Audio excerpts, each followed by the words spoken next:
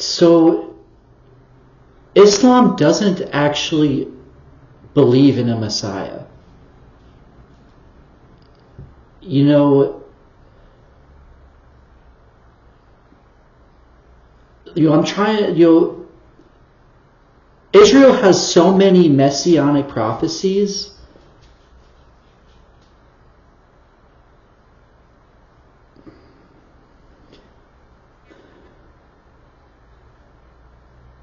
So Muslims don't actually believe in a Messiah. You know,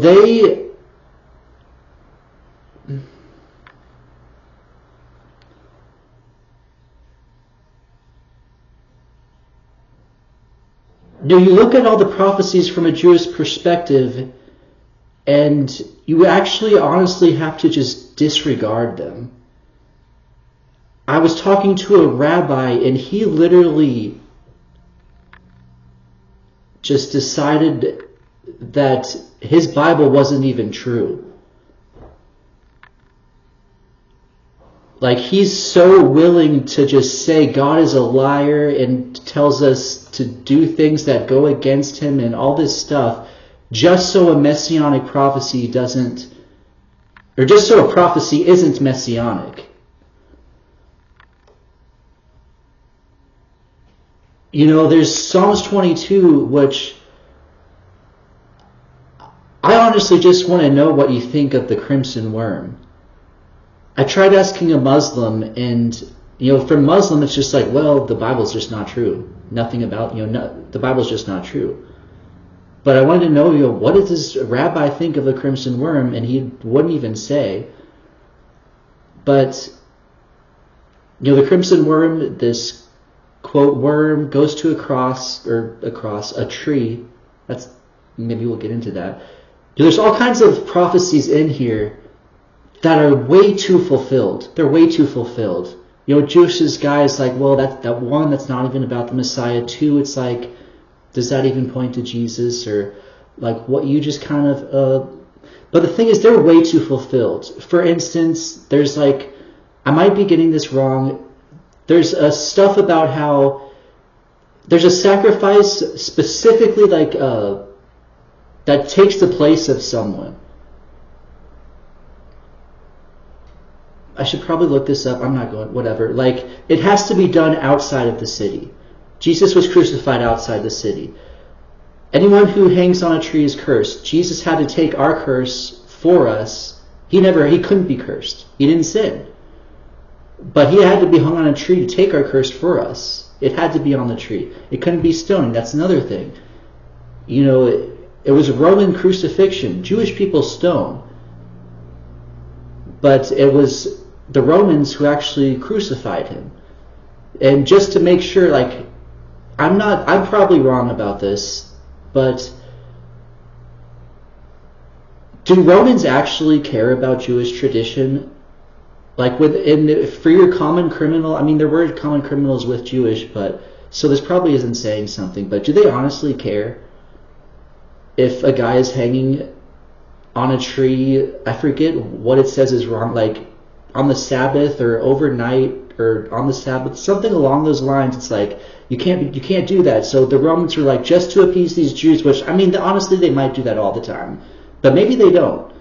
They honestly, just to appease these Jews, because some people are like, oh, it was all Rome, which I have my own thing about not. But in addition to that, it's like, this was Jews who got Rome to kill them. So the Romans are like, well, we're doing this for you all. If you want us to take this guy down from the tree that you all had us kill. It's like the Jewish consciences are the ones that are seared right now. They're like, we had this guy killed. We did, Jews, have this guy killed. We can't be having him hanging on the tree on the Sabbath. That's too much for us. So they had to make sure Jesus died, which, once again, if you're just making up this story, there's certain things that why would you even include, except they are way too fulfilling of everything and provide way too much proof that Jesus is God incarnate. But, there are all those things. And then there's other things. So I want to get to the Messianic prophecy, because Islam, they don't even actually believe in a Messiah.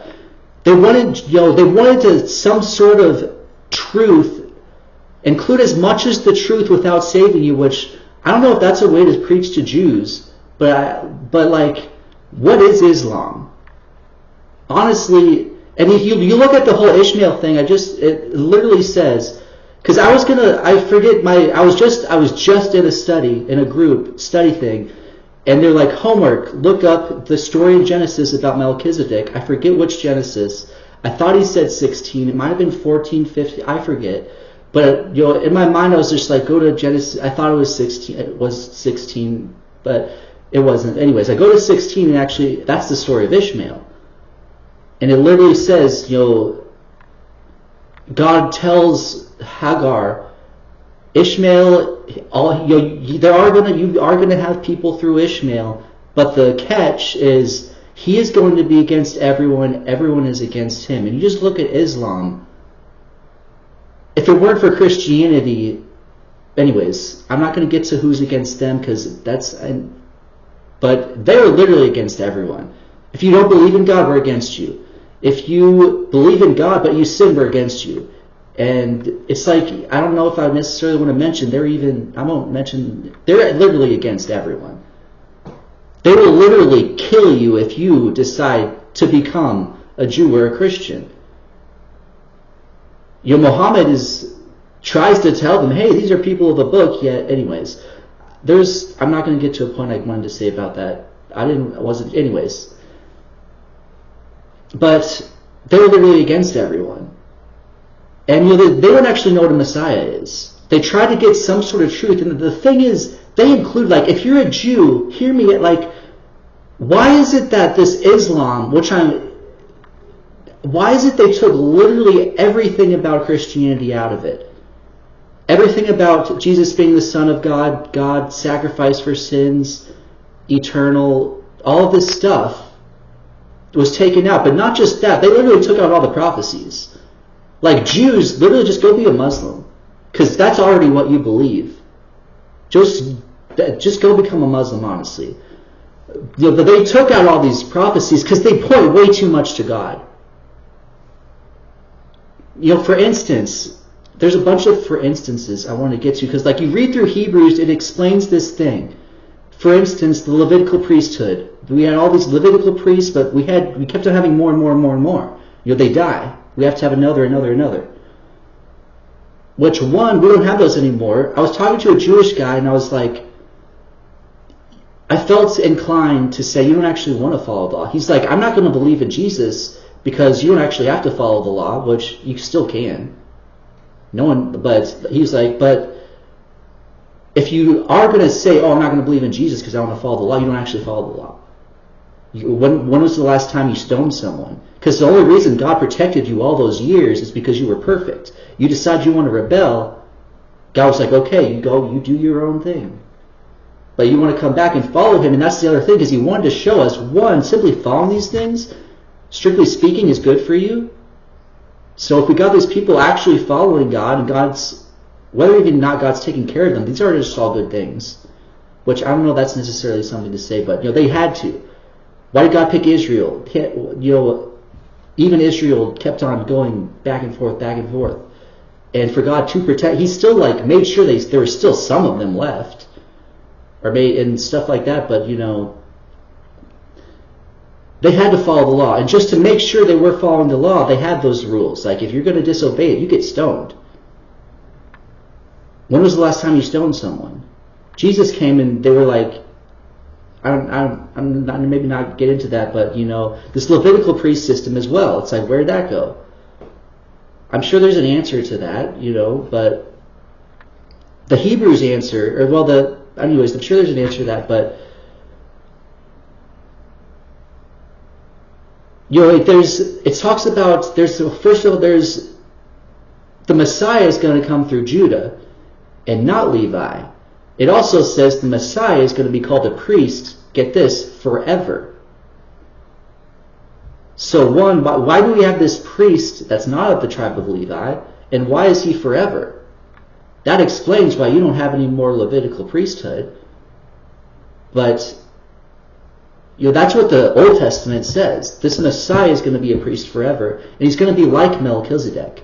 Melchizedek gets one chapter in the Bible, And the thing about it, what is he like Melchizedek? He has no beginning or end. All these other people, you can trace, they were born of this person, born of this person, of that person. They have these descendants, and that person, and that person, and that person. We don't get that with Melchizedek. He has, no beginning and no end. That's the eternal Father. Oh, the Messiah, he's going to be called Eternal Father. I mean, Prince of Peace. That's what it's saying, of Melchizedek. And also,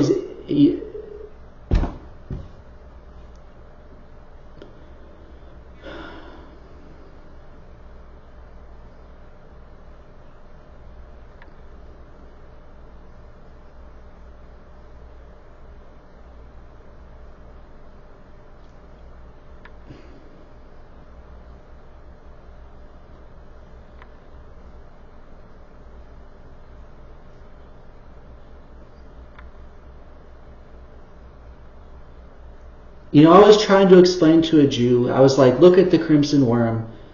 Just, honestly, I don't care if this conversation goes any further. I mean, I don't know, that's partially lying. I honestly, just tell me what you think. No one has still given me anything they think of that. But he gave me this whole story about, that didn't even say pierce. And I could probably look into this just to be certain, but honestly it doesn't matter. Because what someone I just spoke to today said is, they heard that. They're like, it doesn't say pierced, it just says, something was at his hands and feet. It didn't say pierced hands and feet. Something was at his hands and feet. And when he looked into it, what he says he found is that verse just comes from some Hebrew translation of the Greek Bible or something like that. That was made 1,000 years after Christ. So I mean, it actually does theoretically, if this guy's not lying, well, he's not lying, more or less. Theoretically, it still says pierced. But let's say it doesn't. Let's say that this Jewish person or this person, whoever it was, what he responded to me was that verse says a lion is at his hands and feet, which I mean.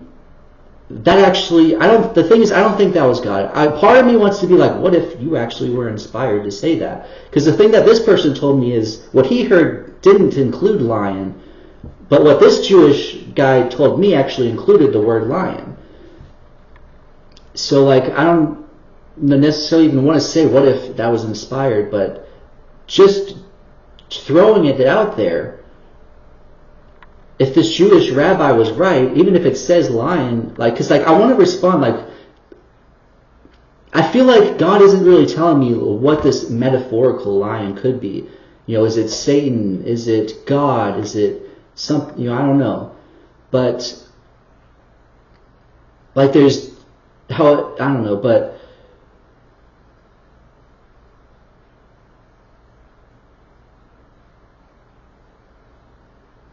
anyway, I don't know. Anyways, if what is it, a 4, 5, 6, 800, I don't know, pound lion is on top of you and at your hands and feet and you cannot move, that's a crucifixion. That's actually death by asphyxiation as well. If you've got this almost half-ton weight pressing on your chest, that's also death by asphyxiation. And we know, gosh darn well, that Jesus died on that cross, because if you get pierced with a spear in your side and blood and water pours out, that is death by asphyxiation. So this guy could have been prophesying